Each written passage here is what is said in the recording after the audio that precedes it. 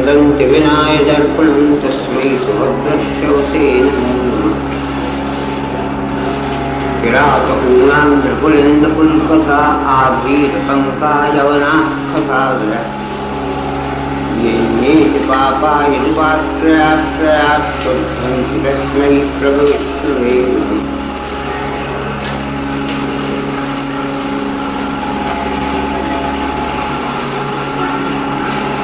समुपस्थित सत्संग बहुत ही एक तो अपन लोगों के लिए वास्तविक हर्ष की बात है कि आचार्य चरणों के समय हम लोग नहीं थे तो कम से कम उनकी पंचशताब्दी महोत्सव मनाने के समय तो उपस्थित हैं। ये भी कम भाग्य की बात नहीं। कम भाग्य की बात तो वो होती है तो उपस्थित होते हुए यदि हम उसको मना नहीं सके। बाकी अपन भाग्यवान है जो मान के ही, क्योंकि पुष्टि मार्ग का सिद्धांत जो है वो भाग्यहीनता को मानता नहीं। वो यही मानता है कि जिसके सिरमौर तो भगवान है वो भाग्यहीन हो कैसे सकता है, कभी भाग्यहीन नहीं हो सकता। तो इसलिए हम लोग तो निश्चित भाग्यवान हैं और उसमें ऐसा समय हमको आचार्य चरणों की कृपा से प्राप्त हो गया जो मानना चाहिए। उनके सिद्धांतों पर अभी आप दो विषय पर सुन चुके, चतुश्लोकी और कृष्णाक्षर, जो ग्रंथ पर आपके सामने थोड़ा रिविजन हुआ। बात तो ठीक है, वैसे चतुश्लोकी का एक एक श्लोक दो दो तीन तीन दिन अर्थ समझाने सब समझ में आता है। कृष्णाक्षर के एक श्लोक पर विचार करते जाएं तो एक दिन में पूरा नहीं हो सकता। पाठ में तो अपन दोनों को बहुत जल्दी शुद्ध अशुद्ध समझे या नहीं समझे किसी भी रूप में कर जाते हैं, परंतु अर्थ समझना तो जरा कठिन है। और जहाँ तक हम उनके विचारों को समझ नहीं सकते वहाँ तक हमें उनके प्रति श्रद्धा उत्पन्न हो, ये भी मैं मानता नहीं। कारण कि आचार्य चरण भक्ति का स्वरूप जब समझाते हैं अपने निबंध के ग्रंथ में, सत्यजीव तत्वार्थ की निबंध, वहाँ भक्ति माने क्या, स्नेह भक्ति। भगवान में स्नेह होना ही भक्ति है। लोग कुछ भी कहते रहें कि हम यूँ करते हैं, ये इतनी बार भगवान का नाम लिया, इतना काम किया, वो कहते हैं कि इसका कोई तात्पर्य नहीं। स्नेहो भक्ति केवल स्नेह को भक्ति कहा, प्रेम को भक्ति कहा। माने हम प्रेम के सिवाय अन्य बातों को भूल जाए, कुछ याद ही न रहे, तब वो भगवान की भक्ति प्राप्त होगी। और उस प्रेम को प्राप्त करने के लिए स्नेह तो कह दिया, पर जब उसकी शुरुआत करते हैं तो आचार्य चरण उस श्लोक में पहला उल्लेख ये करते हैं कि महात्म्य ज्ञान पूर्वस्तु सुदृढ़ सर्वतोषितः स्नेहो भक्ति। महात्मा ज्ञान पूर्वस्तु शब्द रखा। भगवान कौन, यदि हम जानते नहीं हैं और हम स्नेह करते हैं तो इससे बढ़कर के कोई दूसरी भूल नहीं है। बिना समझे बिना विचारे आचार्य तो भगवान पर भी स्नेह करने का कहते हैं, और तो दूसरे की बात कहाँ है।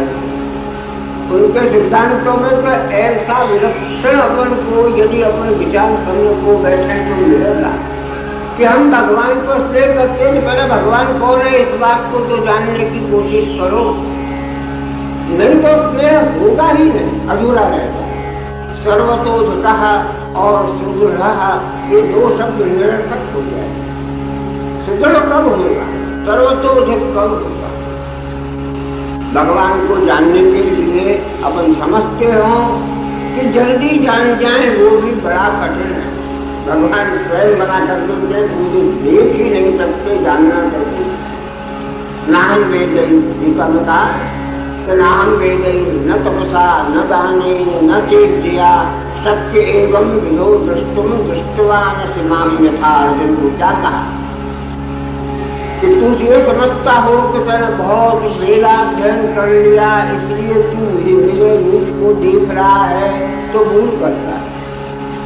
न तपसा, तपस्या करने वाले हजारों वर्ष व्यतीत कर देते हैं, परंतु कुछ नहीं, ठन गोपाल रह जाते, कुछ नहीं होता। तब क्या हम अच्छा किसी दान करें, कुछ उससे फल प्राप्त कर लें, तो पैसा वाले लोग समझते हैं कि हम दान करने से करने, हमें कुछ मेहनत नहीं करनी चाहिए, थोड़ा कम कमाया है समझते हैं। तो न दाने न चेत जया, कोई भी तरह से मुझे तू देख नहीं सकता है, तो कहाँ एक ही उपाय है, भक्त्या हमें जया चलाई जाए। यदि मेरी भक्ति तू करता है, मैं प्रसन्न होता हूँ, तो तू मुझे देख सकता है। यदि मेरी प्रसन्नता नहीं है तो देखने की सामर्थ्य किसी में है ही। ऐसे भगवत वाक्यों को आचार्य कर्णों ने जो अपन समझते हो, तेरे प्रश्नार्थ में रखी, जो अभी आपके सामने समझाया, तो प्रश्न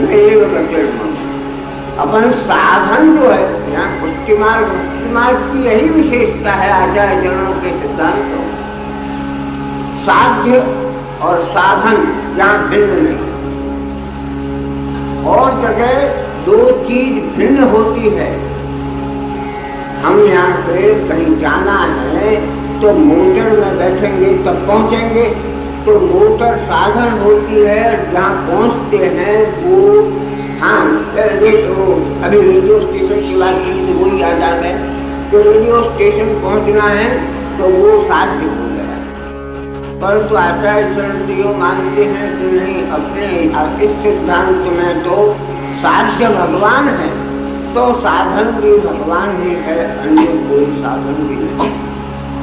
हम उन्हीं को हर तरह से पकड़ रखते हैं तो ही भगवत प्राप्ति जिसको कहते हैं वो होती है, अन्यथा कुछ भी होने का नहीं। कैसा समय था आचार्य चरणों का, उसका वर्णन आपको डिप्टी मेयर जो है वो भी कुछ कह गए। मैंने तो ऐसा विचार किया था कि चरित्र पर बोलना ही नहीं, और तुम बोल गए इसलिए कुछ तो कहना पड़ेगा। तो मैंने वक्ताओं से भी कह दिया कि चरित्र हर लोग बोलते हैं, हर बात सुनते हैं, लोग यूँ समझते हैं कि अनेक महापुरुष थे वो हुए, परंतु वो क्यों हुए, कैसे हुए, किस समय हुए, इसका विचार कोई वैष्णव भी नहीं करता है, कोई को आता नहीं।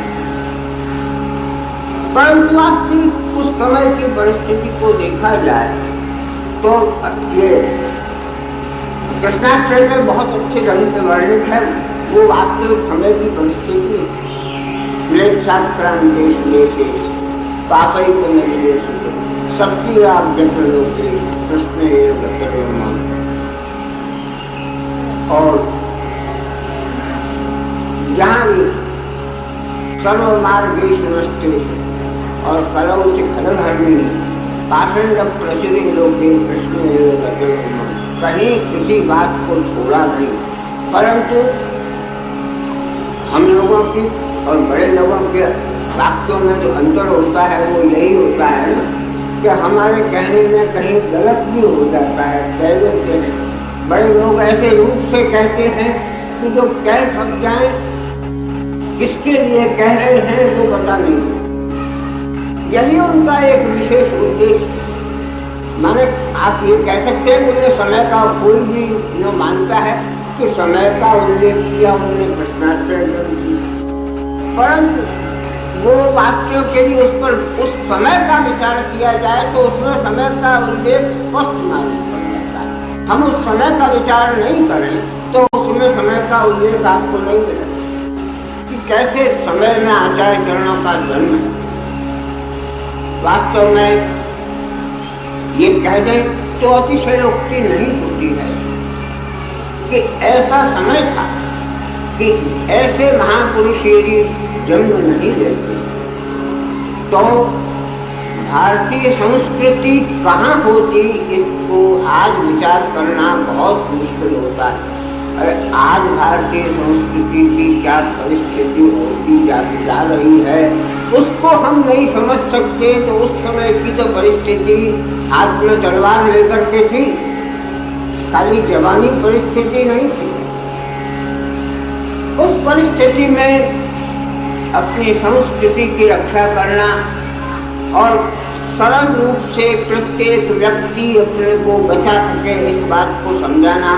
उस समय यदि आपको ये उपदेश दिया जाता, यदि आप लोग इतिहास को अच्छी तरह से जानते हों और यदि उस समय मैं कहूँ कि प्राचीन उपदेश को आचार्य चरण दोहरा देते और वो ये कहते कि अब तुमको सब कुछ करना है तो अब चलो तुम अब वन में जाओ और जा करके और तपश्चर्या करने को बैठ जाओ, क्या आपके जीवन में उस काल में ये संभव था? प्रश्न तो वहाँ है कि हम उस समय क्या कर सकते थे और जब कुछ नहीं कर सकते हैं। ऐसी परिस्थिति जब सामने आती है, जिस समय आपके सामने ऐसे भी उद्देश्य आते, कहीं कहीं वार्ताओं में कहीं उल्लेख आता है, अभी सच झूठ पर विचार नहीं कर रहा, उसको अलग रख देता हूँ क्योंकि मैं जरा अलग दिमाग का व्यक्ति हूँ। यदि गलत होता है तो बोल भी देता हूँ, कोई वार्ता में है तो भी वो संगत नहीं है, ये कहने में मुझे संकोच नहीं होता है। तो ये आप लोग देखें कि उसमें ऐसी भी परिस्थिति थी कोई जमाने में कि सिर पर लगा हुआ यदि तिलक देखा जाए तो एक व्यक्ति कोई भी हो वो जबान से चाट लेता, ऐसा भी काल है। यदि भगवान नाम का उच्चारण किया जाए तो तलवार से गर्दन हो जाती थी, ये भी था। अब हम तो राजनीतिक विषय में हम बोलना ही नहीं चाहते, बोलते नहीं, इसलिए क्या परिस्थिति कैसी हो गई कैसी हो रही है उससे हमें कोई मतलब नहीं, देखना मात्र कर्तव्य है।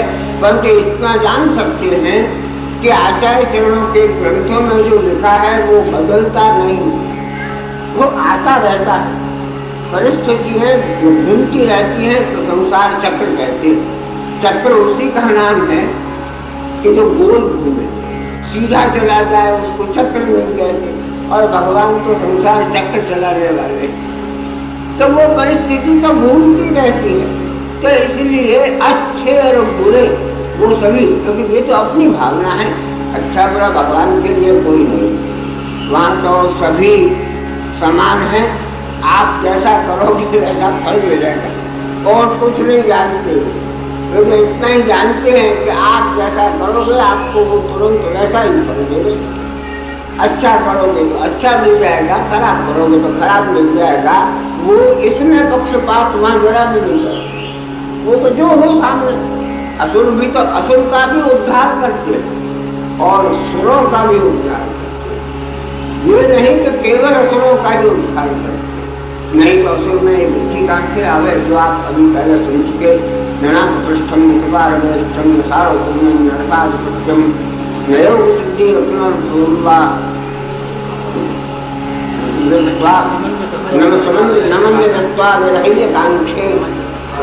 जहाँ वो ये मानता है कि सिवाय आपके ग्रह के सिवाय मुझे कुछ चाहिए नहीं।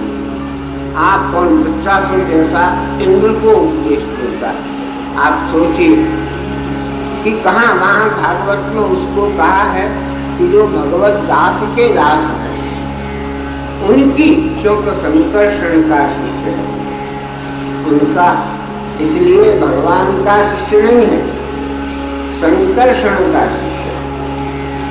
इसलिए भागवत में उसको दासान दास शब्द से महादेव जी कहते हैं। बाल वस्तु को समझाते हुए कहते हैं, आप लोग तो सदा भागवत सुनते रहते हैं इसलिए मुझे ज़्यादा कहने की जरूरत नहीं, परंतु ध्यान देना जरा कठिन होता है। तो भागवत में ऐसा उल्लेख किया है कि दासान दास है, और अपने में कहता भी है कि दासान दास हो भवदास हो गया। स्वयं भी दासान दास स्वीकार करता है, महादेव जी भी पार्वती को उसका बताने के लिए, क्योंकि साप देने पर भी उसने महादेव जी कहते हैं कि ये प्रति साप देने को समर्थ था, परंतु इसने दिया नहीं है, ये तुम भाग्य समझो। ये महादेव जी ने अपनी पत्नी से कहा, साप तो दे दिया उन्होंने उसको, परंतु महादेव जी उसके बाद लोगों को हाथ जोड़ कर यही कहा कि मैंने अभिनय किया हो तो आप क्षमा करो। साथ लेकर के भी ऐसा कहता है, ये भगवत दासों की विशेषता। तो सहन तो करना पड़ता है परिस्थितियां, परंतु यदि हमारा आश्रय दृढ़ है तो कुछ होने का नहीं होता है। ये तो संसार चक्र है, बदलता रहता है। यदि हम आचार्य चरणों के इसी सिद्धांत पर चलें कि कृष्ण एव घटन, तो कहीं अंतर आने का नहीं है। मुश्किल तो यही है कि हमारा हृदय कमजोर हो, हमारे हृदय में विश्वास नहीं। ये किससे है? भगवान को याद करते हुए आप, मैं किसी देव, आप ये मत समझना किसी देवता की निंदा करता हूँ, ऐसा नहीं। तो हम लोग तो हर अपन से, मनुष्य से ऊंची कक्षा देवता की ऊंची बांधते हैं। आचार्यों में तो हमारे कई अंतर नहीं आता, परंतु भगवान को याद करते हुए यदि किसी ने कह दिया अरे भगवान इसमें कुछ करने वाले नहीं, अमुक देवता का तुम कुछ कर दो तो ये अमुक कार्य सिद्ध हो जाएगा, तुम्हारे आपत्ति मिट जाएगी, हम तुरंत भूल करके उस देवता को प्रसन्न करने लगते हैं। तो वो देवता भी समझता है करे इसने मेरे आप काबिल जैसे व्यक्ति को छोड़ दिया तो मैं इसका क्या कर सकूंगा, तो ये मेरा भी, और ये मेरा क्या करेगा। तो इसको जब उस पर विश्वास नहीं है तो मेरे कार्य पर इसको विश्वास होगा। ये उस देवता को आप लोग अपने हृदय में सोचिए, उसको ये विश्वास आ सकता है कि जिसने भगवान को छोड़ करके देवता पर आश्रय लिया किसी दूसरे पर। आप भगवान का आश्रय नहीं लो, कोई प्रश्न नहीं, परंतु आश्रय लिया है उसको छोड़ करके यदि देवता का आश्रय लेते हो तो क्या वो देवता इतना समझदार भी नहीं है? अपन से भी, अपन जैसे दुनिया में अपन अपने समान मनुष्य को धोखा दे सकते हैं, उतना धोखा तो खाने वाला कोई देवता नहीं होगा। मुझे तो विश्वास है, आपको हो तो नहीं कहने दो, क्योंकि हमसे ज्यादा बुद्धि रखता है, और जब ज्यादा बुद्धि रखता है तो हमारी परिस्थिति को पहचानता है, और पहचानता है तो वो जरूर समझेगा कि ये तो डमाडोल आदमी लगता है, तो इसको देखे तो नहीं लगा क्या करता है। और यदि अच्छा नहीं हो, भाग्य से होगा भी ऐसा है कि यदि वो हम जो कार्य करना चाहते हैं वो यदि सिद्ध नहीं हुआ, किसी तीसरे ने कह दिया अरे तुम यहाँ कहाँ रहे, अमुक कार्य तुम कर दो, तो वो उस कार्य को शुरू कर दे, वो उसमें उसको भी जोड़ा, तीसरे को पकड़ा। तो इस प्रकार की परिस्थिति हमको, हमारे जीवन को अनिश्चित बना देती है। आप लोग जहाँ दुनिया में जैसा अभी पहले पंचमी शास्त्री कह के आपको ध्यान, आचार्य चरणों का सिद्धांत शुद्धाद्वैत, वो अद्वैत मानते, और अद्वैत सिद्धांत यद्यपि शंकराचार्य का भी है, परंतु उसमें और वल्लभाचार्य के सिद्धांत में थोड़ा अंतर आता है। मैं उस विषय पर भी बोलना नहीं चाहता क्योंकि वो बड़ा विषय है, और एक तो ज़्यादा बोलना मुझे मना है, और दूसरी बात डॉक्टर बैठे हुए, और दूसरी बात ये है कि बोलता तो नहीं है, परंतु मानना तो पड़ता है, थोड़ा थोड़ा मानना पड़ता है। तो एक तो बोलना मना है, और दूसरी बात ये है कि आज वो विषय सिद्धांत विषय पर बोलना का कोई आज प्रश्न नहीं है। परंतु जहाँ सिद्धांत मानने वाले आचार्य चरण हैं, मानो जहाँ अद्वैत, ऐसा अद्वैत मानते हैं कि भगवान के सिवाय कोई चीज दूसरी नहीं। शंकराचार्य चैतन्य तक तो भगवान मानते हैं, परंतु जड़ में जगमगा जाते हैं, रुक जाते हैं, हिम्मत नहीं पड़ती शंकराचार्य की जो कह सकें कि जड़ पदार्थ भी भगवत स्वरूप है। केवल एक वल्लभाचार्य हैं कि जिन्हें जड़ पदार्थ को भी यही कहा कि ये भी भगवान का सदंश है, मन भगवत स्वरूप। उन्होंने इस बात को स्वीकार नहीं किया कि जड़ होने के कारण ये कोई अन्य पदार्थ है या मिथ्या हो जाता है, ऐसा नहीं किया है। जैन मानते हैं कि भगवान के 3 प्रकार के भगवत नाम है, सच्चिदानंद स्वरूप कहते तो सदंश जड़ पदार्थ है, चिदंश जो है वो चैतन्य पदार्थ है और आनंदात्मक स्वयं है। इस प्रकार का जो भगवत स्वरूप है, जहाँ तक हम ऐसा नहीं मानते वहाँ तक ये भी आवश्यक है। वैसे आप आचार्य केवल मानते हो, वो समझते हो, ऐसा तो नहीं है, क्योंकि सिद्धांत तो उनका शास्त्र से आता है।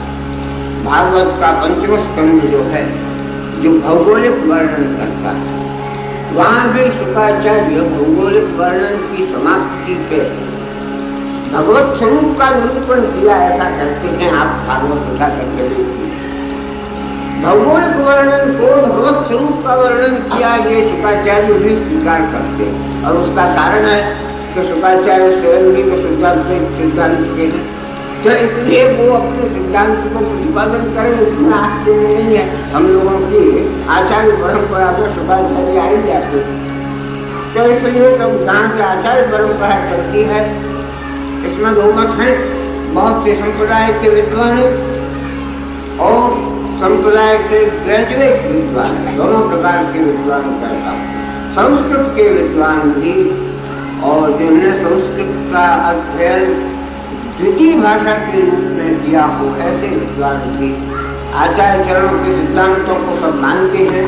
ये मानने को मैं तैयार हूँ, और उसका कारण जब जिसकी इच्छा हो मुझसे पूछ सकता है, उसमें भले ही वो बाहर से प्रख्यात किसी भी प्रकार के विद्वान हो, उसमें मुझे संकोच नहीं होगा। कारण है कि आचार्य चरणों का सिद्धांत ऐसा विशुद्ध और निर्मल है कि जहाँ उनके सिद्धांत को छोटा बनाने की कोशिश करना, ये पुष्टि मार्ग को धोखा देना। उनके विशिष्ट सिद्धांत को ये कह देना 500 वर्ष की जयंती हम सिद्धांत की नहीं मना रहे। आप लोग याद रखना कि ये जो 500वां वर्ष जो है वो सिद्धांत के लिए 500वीं शताब्दी नहीं है, परंतु सिद्धांत समझाने वाले की 500वीं शताब्दी। सिद्धांत तो हमारा अनादि है। आदौ श्री शिव शंकराचार्य नहीं हो, परंतु शिव भी इसी शुद्धात्मिक सिद्धांत के आचार्य हैं। और ये भी आपको भागवत में मिलेगा कि जहाँ नारद के सामने ब्रह्म स्वरूप का प्रतिपादन करते हुए शिव अपने आसन लगाए कैलाश में बैठे, ब्रह्म स्वरूप का वो ब्रह्म सनातन शब्द का प्रयोग है। दृश्याम धर्ममय्याम दृश्याम आसीनम, और ब्रह्म जहाँ वो ऋषियाँ गए हैं प्रार्थना करने के, तब नारद को ब्रह्मोपदेश देते हुए शिव का वर्णन है। कारण है कि ब्रह्मोपदेश कहाँ से नहीं तो आ गया। यदि तो आप ये सोचिए कि अलग अलग संप्रदाय जो रखे हैं वो अनादि हैं, उनके वक्ताएं अलग अलग हैं, आचार्य हो चुके हैं। शंकर के बाद शिव ही दूसरे आचार्य। तो इस प्रकार ये अमुक विद्वान नहीं मानते, भले न माने, परंतु सिद्धांत ही रहता है। अपन उसको बदल नहीं सकते। नहीं कहने से और नहीं मानने से नहीं होगा, ये होता नहीं। जिसमें समझ है, जो जिनको पुस्तकों का ज्ञान हो सकता है, वो तो अपने आप समझ जाएंगे कि वास्तविक सामने की जो चीज होती है उसको मना करना ये कितनी बड़ी भूल होती है। ऐसे आज भी कुछ ऐसे विद्वान हैं, मुझे कहना नहीं चाहिए परंतु बोलना ही पड़ता है। यदि हम लोग बोलते नहीं हैं तो बहुत से लोग भ्रम में पड़े रहते हैं, इसलिए बोलना पड़ता है। तो बोलने की इच्छा नहीं होती है, परंतु बहुत से लोग आज भी संगत आचार्य चरणों के जन्म संगत में भी अभी तक अपने दिमाग में घुसा भरे हुए और ये मानते हैं कि वो 1529 में ही उनका जन्म हुआ, 35 में नहीं हुआ। जिनके पास कोई प्रमाण नहीं। चैलेंज के साथ मैं कहता हूं कि जिसकी इच्छा हो और कभी भी प्रमाण लेकर के उपस्थित हो, उसका जवाब देने को मैं तैयार। और मैं अकेला नहीं, पूरा समाज तैयार करता। कारण है कि किसी एक व्यक्ति का मान लेना और समाज का नहीं मान लेना, ये तो वही हो गई। और नाम तो अभी वही बात है कि हम नाम तो ले नहीं सकते, राजनीति में हम बोल नहीं सकते, तो इसलिए चुप हो जाना पड़ता है। वैसा हो जाए वो भले, बाकी बोलने के लिए तो कहना ही पड़ता है कि एक व्यक्ति का अधिकार आचार्य कर्णों को स्वीकारने। वहां तो यही है कि खुली चीज है सामने कि जो भी आप कोई भी कोई उसमें अड़चन आने की नहीं। सिद्धांत रहते हैं। आचार्य चरणों के जन्म पर आज के जिन विद्वानों ने 29 मानने की कोशिश चलाई है, उनके पूर्व पुरुष जो मूलचंद तुलसीदास तेलीवाला थे, उनने इस वस्तु को गलत माना है कि ये इसके लिए कोई वास्तविक प्रमाण उपस्थित नहीं देंगे, वो मानते।